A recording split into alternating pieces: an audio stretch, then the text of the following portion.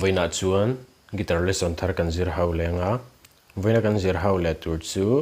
la lian mo ya pachu win ka tong ta che ti hla sakha gitara perna kan zir hawang helai D sharp in la a ke po that fer ta karon wa chun C kan langa C7 kan mang telanga aniama G sanga F G7 hi kan mang tel bok a minor A minor E minor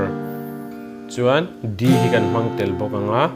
chuan heta a chorus a kan F minor hi kan mang tel zo bok anga heti kan strumang down